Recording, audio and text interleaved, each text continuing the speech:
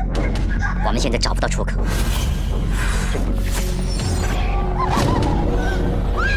这个隧道里，我们还有别人。这是个死循环，谁都跑不了。हेलो guys, मैं हूं आपका दोस्त निखिल और जबरदस्त फीडबैक्स के बाद मैं आपके लिए एक और काफी interesting psychological movie the endless loop explain करूंगा। ये मूवी काफी लंबी है, इसलिए और समय ना वेस्ट करते हुए सीधे शुरुआत करते हैं मूवी की कहानी से।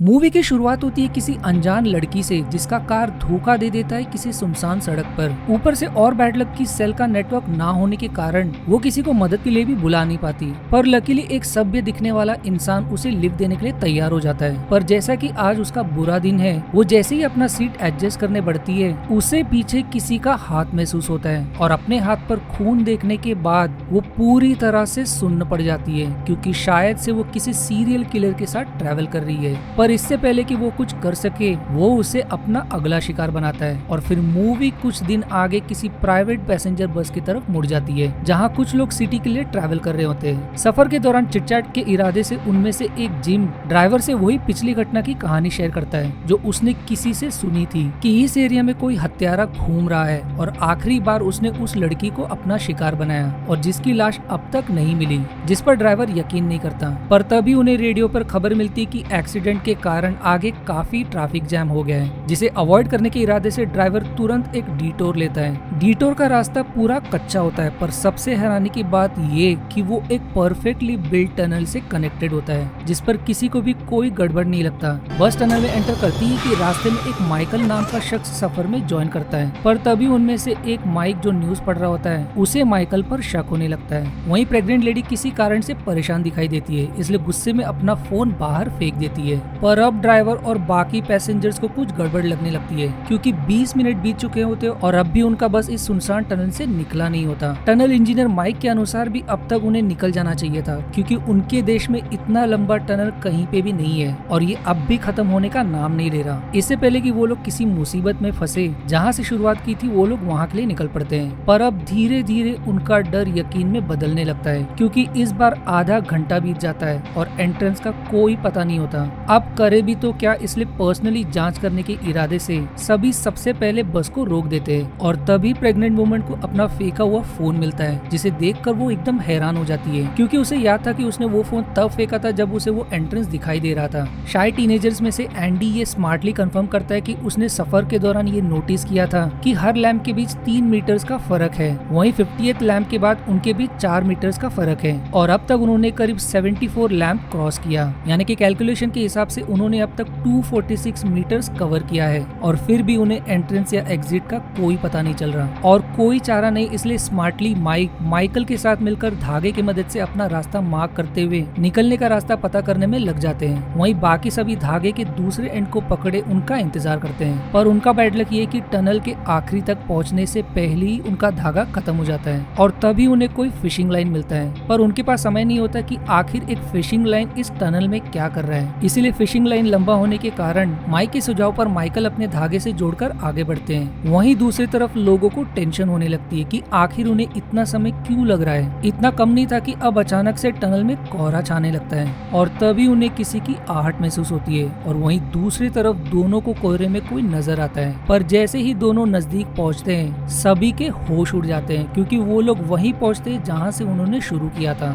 यानी कि सच में ये एक मिस्टीरियस लूपिंग एंडलेस टनल है। पर सबसे डरावनी बात ये कि उन्हें उसी फिशिंग केबल के एंड में एक कटी हुई उंगली मिलती है। अब डर के मारे सभी अलग अलग तरह की थियोरी निकालने लगते हैं कि आखिर ये सब क्यों हो रहा है। अंत में कोई भी किसी भी नतीजे पर नहीं पहुंचता, इसलिए लॉजिकली थिंक करते हुए सर्वाइव करने के इरादे से सबसे पहले अपना फूड एक दूसरे में बराबर में बांटते हैं, क्योंकि क्या पता उन्हें यहाँ कितने दिन तक फंसे रहना होगा। अपने अगले प्लान के अनुसार माइकल ये थियोरी निकालता है कि शायद उन्होंने कोई ब्लाइंड स्पॉट मिस कर दिया हो जो उन्हें एग्जिट की तरफ ले जाएगा, जिसकी तलाश में अब सभी एडल्ट मिल्स निकल पड़ते हैं और वहीं बाकी बस में इंतजार करते हैं। पर फिर उसी समय लाइट्स अचानक से डिम होने लगती है और एकदम झटके में प्रेग्नेंट लेडी की नींद खुलती है और उसे रियलाइज होता है कि उनके कपड़े अनजान कारण से पूरे मैले हो गए। सिर्फ उनके ही नहीं, उनका पूरा बस भी अनजान कारण से धूल से भरा मिलता है और उन्हें तभी जोरों की भूख लगने लगती है, इवन दो उन्होंने थोड़ी देर पहले ही खाया था। सबसे बड़ा झटका उन्हें तब लगता है जब बस में रखा पूरा फूड आइटम सड़ा मिलता है। उन्हें एक और सरप्राइज मिलता है जब उन्हें बस में टनल के एरिया का मैप मिलता है। ऑल्दो ड्राइवर को याद था कि उसने कभी भी कोई भी मैप कैरी नहीं किया था।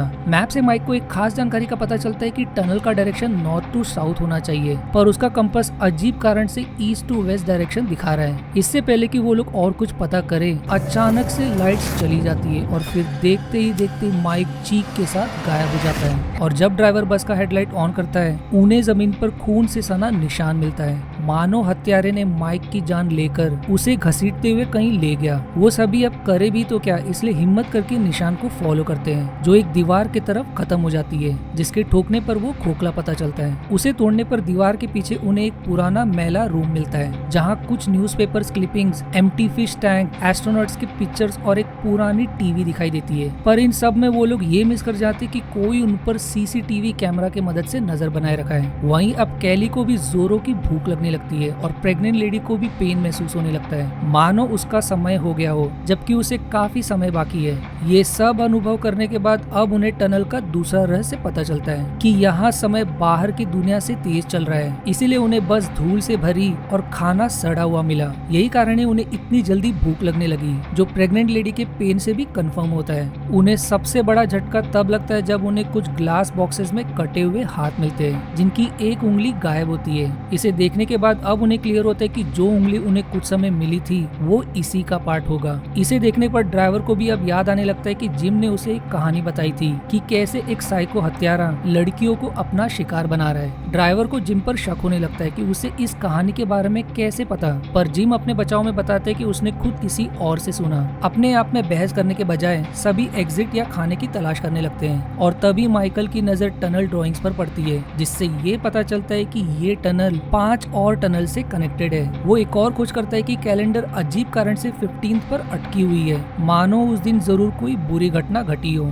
लकीली उन्हें उसके पीछे एक दरवाजा मिलता है, पर जैसे ही वो लोग रूम एग्जिट करते हैं, रूम का टीवी अचानक से शुरू हो जाता है और हमें एक लड़की कहीं कैद मदद के लिए पुकारते दिखाई देती है। पर उनकी मुसीबत यहाँ कम नहीं होती, क्योंकि वो लोग अब किसी कबाड़ पर ऑलमोस्ट सेम टनल जा पहुँचते हैं। अब न्यू टनल में माइकल प्राइवेटली ड्राइवर से सवाल करता है कि आखिर जिम ने उसे उस हत्यारे के बारे में और क्या बताया। वो बताता है कि जिम काफी डिटेल में उसे उस हत्यारे के बारे में बता रहा था, मानो उसने खुद ये होता देखा हो, पर हत्यारे ने उस लड़की के साथ आगे क्या किया उसने ये कभी बताया ही नहीं। वहीं माइकल के सवाल पर कि क्या जिम वही हत्यारा हो सकता है, तो ड्राइवर के अनुसार ये डरपोक मच्छर भी नहीं मार सकता। अब कुछ दूर आगे बढ़ने पर उन्हें चमत्कार कारण से उनके बस के अलावा उनके वही फ्रेश फूड आइटम्स भी मिलते हैं जो पिछले बार सड़ गए थे, जिसके लिए अब सभी लड़ने लगते हैं। पर उस फूड के बगल में ड्राइवर को एक गन भी मिलता है, और क्योंकि उसे यहाँ सर्वाइव करने के लिए सबसे पहले फूड की जरूरत होगी, वो गन के दम पर उनसे सारे फूड छीन लेता है। अब टनल से निकलने का कोई चारा नहीं दिखाई देता। वहीं कैली की भूख बहुत बढ़ने लगती है, इसलिए अपने खूबसूरती का यूज करते हुए ड्राइवर को लूर करती है। पर जब दोनों बिजी होते हैं, जिम मौका देखकर एक पैकेट चुरा कर भाग पड़ता है, जिसका पता चलने पर ड्राइवर गुस्से से उसे मारने पड़ता है। पर आखिरी मोमेंट पर वो वहीं फ्रीज हो जाता है जब जिम डर के मारे ग्रुप को इसके बारे में खबर करता है किसी ने उसकी हत्या कर दी होती है, और वो मरने से पहले जिम की तरफ इशारा कर जाता है। और कैली के अनुसार भी वही है जिसने फूड के लालच में उसकी हत्या की। पर वो एक खास जानकारी बताता है कि उसने उनके अलावा किसी और को देखा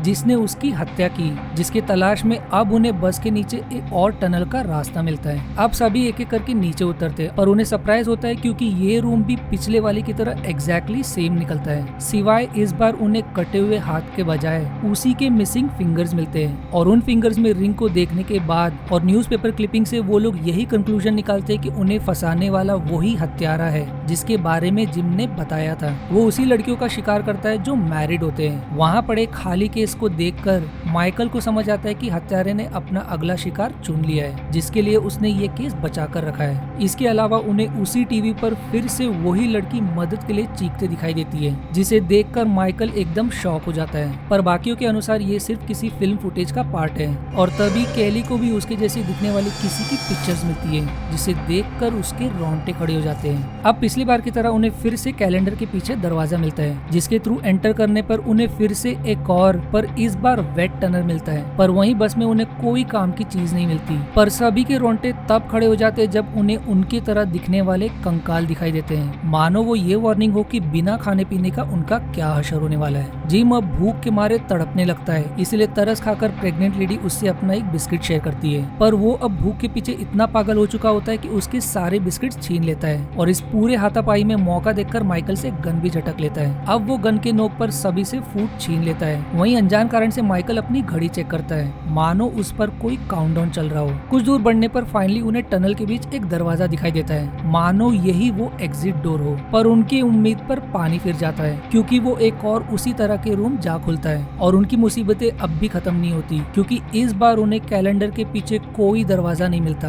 और वहीं उन्हें अजीब तरह से कुछ स्पीसीज के कलेक्शन मिलते हैं, जिसे देखकर माइकल यही कंक्लूजन निकालता है कि शायद हत्यारे को लोगों को डुबोकर मारना पसंद है, जिसका बेस्ट उदाहरण टीवी पर दिख रहे वही लेडी है। उन्हें अब समझ आता है कि वो लड़की कहीं सच में ट्रैप्ड है और वो सून डूबने वाली है। पर अब जिम को इस गेम का एक और नियम के बारे में चमकता है कि उसके हिसाब से जब भी किसी की जान जाती है तभी आगे के टनल का रास्ता दिखाई देता है, जैसे इंजीनियर और ड्राइवर के मरने के बाद ही उन्हें टनल का रास्ता मिला। इसका मतलब बिना किसी के मरे वो लोग आगे नहीं बढ़ सकते। सिंस जिम के पास गन होता है, वो टीनेजर एंडी को पहले टारगेट करता है क्योंकि उसके हिसाब से वो उनके किसी काम का नहीं है, पर उसकी छोटी बहन जेन बीच में आ जाती है और अब जिम का ध्यान माइकल की तरफ पड़ता है क्योंकि उसे पहले से शक होता है कि आखिर वो बार बार वॉच की तरफ क्यों देख रहा है, आखिर टाइम अप होने के बाद क्या होने वाला है। इस पर माइकल उल्टा जवाब देता है कि शायद इसका जवाब उसे ही पता है क्योंकि जो भी कहानी उसने अब तक उस हत्यारे के बारे में बताई थी वो सब सच्ची साबित हुई, जैसे कैसे वो लड़कियों का शिकार करता था जिसके न्यूज़पेपर क्लिपिंग्स उन्हें रूम में मिले, वहीं कैसे हत्यारे ने आखिरी बार किसी लड़की को शिकार बनाया और वो अभी तक गायब है, जो कि रियलिटी में टीवी में दिख रही वही लड़की है। माइकल बिना डरे उससे सवाल करता है कि आखिर किसने उससे उस कहानी के बारे में बताया और आखिर में उस हत्यारे ने उस लड़की को कहाँ ले गया। दोनों के हाथापाई में माइकल उससे गन छीन लेता है। मरने के डर से भी वो सिर्फ यही कन्फेस करता है कि उसे पता नहीं कि हत्यारे ने उस लड़की के साथ आगे क्या किया, पर वो ये खुलासा करता है कि उन्हें कहानी बताने वाला उनमें मौजूद है। इससे पहले कि माइकल शक के बेसिस पर दूसरों की तरफ देखे, जिम उसे चकमा देकर टूटे ग्लास के नोक पर प्रेग्नेंट लेडी को हॉस्टेज बना लेता है। अंत में साइको जिम माइकल से गन छीनकर प्रेग्नेंट लेडी को माइकल को शूट करने पर मजबूर कर देता है। अब माइकल अपने आखिरी समय में जिम फाइनली उससे कन्फेस करने पड़ता है कि आगे उस कहानी का क्या हुआ, पर जब तक वो कुछ बताए जेन माइकल को बचाने के इरादे से उस पर वार कर देती है। पर अब तिलमिलाया जिम जेन को रूम में ले जाकर बहुत मारता है। वहीं जेन भी खुद को बचाने का सोचने का छोड़कर उसे नपुंसक कहकर और गुस्सा दिलाती है, जिसे सुनने पर उसके गुस्से का ज्वालामुखी फूट पड़ता है और वो सारी गोलियां उस पर उतार देता है। अपने गुस्से में वो केली की भी जान लेने पड़ता है, पर फिर तभी फिर से लाइट्स फ्लिकर होने लगती है और फिर देखते ही देखते केली उसके पेट में चाकू भोंक देती है। उसे पता नहीं क्या हो जाता है कि वो एंडी के हाथों से फिर से जिम पर वार करती है। वहीं लकीली माइकल अब भी जिंदा होता है और उसकी नजर उसी न्यूज़पेपर की क्लिपिंग्स पर पड़ती है और वहीं केली के सामने चमत्कार तरीके से कांच टूटकर अगले टनल का दरवाजा दिखाई देता है। अब सिर्फ जख्मी माइकल, प्रेग्नेंट लेडी, एंडी और केली बचे होते हैं और इस बार का टनल और भी अजीब इल्यूमिनेटिंग लाइट्स और टुकड़े किए डॉल से सजा दिखाई देता है। तभी प्रेग्नेंट लेडी का दर्द और बढ़ जाता है, इसलिए वो वहीं बैठकर रेस्ट करती है। वहीं जब माइकल बस में आराम कर रहा होता है, अब केली का बुरा समय शुरू हो जाता है क्योंकि जिम का भूत उसे हॉन्ट करने लगता है। जब वो डर के मारे भागते भागते कहीं गिर पड़ती है, उसे सभी तरफ जिम की लाश दिखाई देती है और फिर देखते ही देखते वो उस अनजान साए का अगला शिकार बनती है। वहीं प्रेग्नेंट लेडी बहुत मुश्किल से अपने बच्चे को जन्म देती है, पर उसके तुरंत बाद वो गुजर जाता है। माइकल फिर से अपने घड़ी की तरफ देखते हुए रियलाइज करता है कि उनके पास बहुत कम समय है, इसलिए दोनों को लेकर तुरंत अगले टनल में एंटर करता है, जहां लकीली उन्हें पहली बार एग्जिट दिखाई देता है। पर वो जैसे ही नजदीक पहुंचते हैं, अनजान कारण से प्रेग्नेंट लेडी माइकल की जान ले लेती है और वो टनल उनके समाधि में बदल जाती है। एक तरफ माइकल की घड़ी में टाइम खत्म हो रहा होता है और दूसरी तरफ दोनों उसे ज़ॉम्बी की तरह घूर रहे होते हैं और फिर चमत्कार तरीके से माइकल की आंख खुलती है और यहाँ मूवी का क्लाइमेक्स रिवील होता है। दरअसल मूवी के शुरुआत में सीरियल किलर बेन ने जिस लेडी को अपना शिकार बनाया था वो माइकल की वाइफ थी।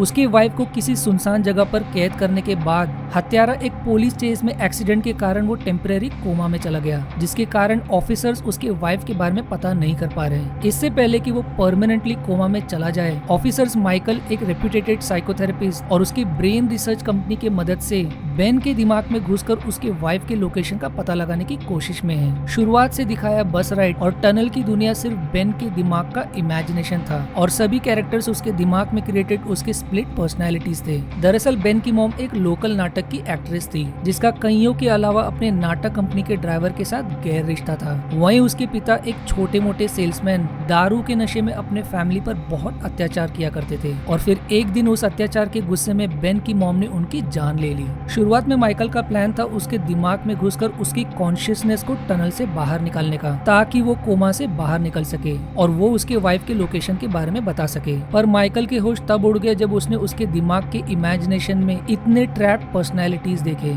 इसलिए उसका सबसे पहला मिशन बना उन लोगों में से रियल क्रिमिनल बेन के पर्सनैलिटीज को ढूंढने का। शुरुआत में उसका शक माइक पर पड़ा, पर जिस तरह से वो बिहेवियर में सोशल, केयरिंग और रैशनल था वो बेन के अच्छे साइड वाला पर्सनैलिटी निकला। इसलिए माइकल ने उसे वहाँ से निकालने की कोशिश की ताकि बेन के अच्छे पर्सनैलिटी को कॉन्शियसनेस से निकालने पर एक बदला हुआ बेन जन्म लेगा। बस में मैप उसी ने सीक्रेटली रखा था ताकि मैप की मदद से वो आसानी से टनल से बाहर निकल सके, पर इससे पहले ही किसी ने उसकी जान ले ली। दूसरा पर्सनैलिटी बस ड्राइवर बेन का वायलेंट नेचर का इमेज था जो कि एक तरह से उसके मॉम के लवर ड्राइवर को पोर्ट्रे करता था, पर अंत में वो भी ओरिजिनल क्रिमिनल नहीं निकला। जिम और केली उसकी मॉम और डैड के एग्जैक्ट प्रोजेक्शन थे। वहीं प्रेग्नेंट लेडी बेन की वो प्रोजेक्शन थी जो वो हमेशा से एक आइडियल मॉम में चाहता था, जो अपने बच्चे के मरने पर भी विश्वास नहीं छोड़ती कि वो अब भी जिंदा है। पर बेन के डार्क पर्सनैलिटी ने उसे भी ओवरपावर कर दिया, इसलिए अंत में नेगेटिव रूप में बदलकर उसने माइकल की जान ले ली। और वो टीनेजर्स उसके बचपन के वो पर्सनैलिटीज थे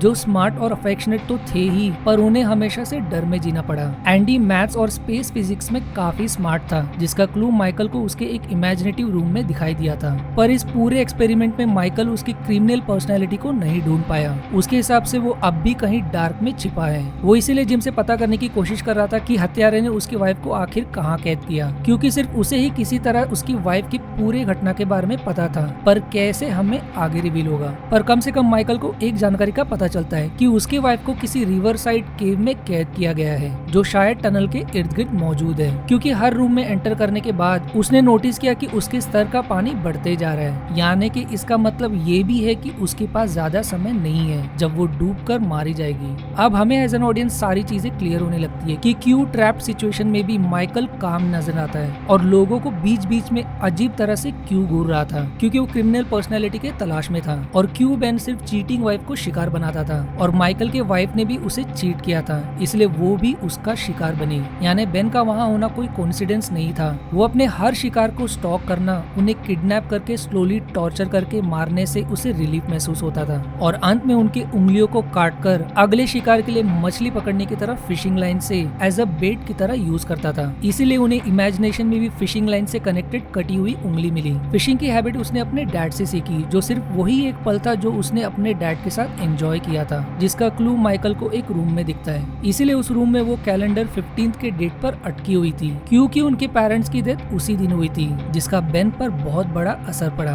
बेन इमेजिनेशन में सिर्फ टनल इसलिए इमेजिन करता है क्योंकि वो बाय प्रोफेशनल एक टनल इंजीनियर था और उसका एक्सीडेंट भी टनल में हुआ। वो सभी पर्सनालिटीज जो वो कभी बन या पा नहीं सका, एक तरह से उसके दिमाग में एक एंडलेस टनल के फॉर्म में कैद है। मेरे हिसाब से टनल में टाइम भी इसलिए इतनी जल्दी भागता है क्योंकि वो टनल उसकी पूरे लाइफ की जर्नी को दर्शाता है। इसीलिए अगर आप ध्यान दोगे तो हर रूम बेन के कुछ मेमोरीज को रिप्रेजेंट करता है। जैसे पहले रूम में वो कैलेंडर और हत्यारे के न्यूज़पेपर के क्लिपिंग्स, दूसरे में बेन के बचपन की यादें और तीसरे में उसके माता पिता की आत्महत्या की न्यूज। बेन एक साइको किलर अपने शिकार को तड़पता देखना पसंद आता है। उन टनल्स पर भी अगर आप गौर करोगे तो पहला टनल उसके शिकार को पकड़ने को दर्शाता है, दूसरा टनल जो वेट था उसके शिकार को पानी में डुबोने को दर्शाता है और वहीं तीसरे में कटे हुए डॉल्स उसके उस निर्दय पार्ट को दर्शाता है जहां वो अपने शिकार की उंगलियों को काटकर अपने पास एज सूवेनियर रखता है। दूसरे रूम में मिला वो एम्प्टी ग्लास केस दरअसल माइकल के वाइफ के लिए बेन ने तैयार करके रखा होता है और उन टोटल बॉक्सेस बॉक्सेस को देखकर हम अंदाजा लगा सकते कि बेन ने अब तक 6 लोगों को अपना शिकार बनाया। अब सबसे बड़ा सवाल कि आखिर किसी के मरने पर ही आगे के टनल का रास्ता कैसे खुलता था। मेरे लॉजिक के हिसाब से बेन का क्रिमिनल ईविल पर्सनैलिटी उसकी दूसरी पर्सनैलिटीज को किसी न किसी कारण से हेट करता था, इसीलिए वो 6 टनल शायद उसके 6 पर्सनैलिटी का समाधि था। इसीलिए कैली ने जो उसकी मरने की तस्वीर देखी थी वो उसके साथ आगे होने वाली वार्निंग था, और वहीं उसके असली मॉम की भी मौत ऐसी ही हुई थी। पर माइकल के पास समय कम होता है, इसलिए तुरंत फिर से बेन के दिमाग एंटर करने पड़ता है। पर इस बार डॉक्टर उसे वार्न करते हैं कि उसे जितना हो सके जल्दी लौटना होगा, वरना बेन उसकी कॉन्शियसनेस को कंट्रोल करने लग सकता है। और कुछ ऐसा ही होते दिखाई देता है, क्योंकि जब वो इमेजिनेशन में उठता है बेन होश में आकर माइकल के चीड़फाड़ करने लगता है, पर अंत में वो सिर्फ उसकी इमेजिनेशन में ही एक बुरा सपना निकलता है। आगे बढ़ने पर फाइनली उसका सामना वीक बेन के पर्सनालिटी से होता है, जो रिवील करता है कि बचपन में उसे अपने गुड़िया जी से खेलना बहुत पसंद था, पर इस पर उसके डैड उसे बहुत मारते थे। एक गुड़िया ही थी जो उसे कंफर्ट और उसके साथ खेला करती थी जब उसका साथ कोई नहीं देता था, पर उसके डैड ने एक दिन उसे तोड़ दिया। और जब एक बार वो अपने मॉम को अपने हाथों से बनाया डॉल भेंट करने वाला था, उसकी मॉम ने अब डैड का हत्या कर दी। इसीलिए उसे उसकी मॉम की चिढ़ होने लगी और उन्होंने खुदकुशी नहीं बल्कि बेन ने गुस्से में आकर अपनी ही मॉम की जान ले ली और उनका हाथ काटकर अपने पास एज सोविनियर रखा। इसीलिए उसे अपने शिकार का हाथ काटकर अपने पास रखना पसंद है। पर जब माइकल और आगे बढ़ता है तब उसे बेन के असली क्रिमिनल पर्सनैलिटी के पीछे का कारण के बारे में पता चलता है। उसके दिमाग में चीटिंग मैरिड वुमेन के प्रति हेट्रेड पैदा करने वाली उसकी चहेती गुड़िया का इल्यूजन जी ही है। अब हमें पता चलता है कि जब उसके डैड का पर्सनैलिटी जिम उसे मारने बढ़ा था, जी क्यों माफी मांगकर खुद को बचाने के बजाय उसे नपुंसक कहकर और उकसा इसलिए रही थी क्योंकि बेन के अनुसार उनमें वो काबिलियत नहीं थी अपने वाइफ को सेटिस्फाई करने की। इसीलिए उसकी मॉम को एक ड्राइवर से इलिसिट रिलेशन रखनी पड़ी। इसीलिए जब जिम उसे आगे की कहानी बताने बढ़ रहा था, ईवल जी माइकल को बचाने के बहाने से जानबूझकर रोक देती है। पर माइकल बेन के एंडी के पर्सनैलिटी को कन्विंस करने की कोशिश करता है कि ये सिर्फ उसके दिमाग का इल्यूजन है और रियलिटी में वो खुद किसी को हर्ट नहीं करना चाहता, जिस पर एंडी कन्विंस हो जाता है। पर जैसे ही वो उसके वाइफ के हाइडआउट के लोकेशन शेयर करने पड़ता है जो हमेशा से उस क्यूब में छिपा था, ये उसे खींच लेती है और जब माइकल उसका पीछा करता है तब कहानी का एक और क्लाइमेक्स रिवील होता है कि कैसे उसके डैड ने उसे टॉर्चर किया, कैसे उन्होंने उसकी गुड़िया तोड़ी, उसे कैसे फील हुआ जब उसने अपने मॉम को अपने ड्राइवर के साथ इलिसिट कंडीशन में देखा, कैसे उसके मॉम ने ही उसी के हाथों डैड को मारा। इसीलिए गुस्से के आग में उसने अपने मॉम की हत्या की और तब से उसके दिमाग में चीटिंग मैरिड वाइफ के प्रति हेट्रेड बन गई। अब हमें कुछ और चीज क्लियर होती कि इमेजिनेशन में वो रूम उसके घर का एक्चुअल इमेज था। केली का पर्सनैलिटी एंडी के हाथों जिम को मारना उसके मॉम का किया एक्चुअल घटना का रिप्रेजेंटेशन था। अब एंडी के अच्छे पर्सनैलिटी को किसी तरह कॉन्शियसनेस निकालने के बाद उसे अब रियलाइज होता है कि उसका कंट्रोल बेन के इमेजिनेशन से छूट रहा है, क्योंकि उसके सामने उसकी वाइफ चीट करते हुए दिखाई देने लगती है। और यहाँ मूवी का फाइनल क्लाइमेक्स रिवील होता है, क्योंकि इमेजिनेशन के डार्क साइड में छिपा जो सभी की जान ले रहा था वो और कोई नहीं बल्कि माइकल का वो डार्क साइड था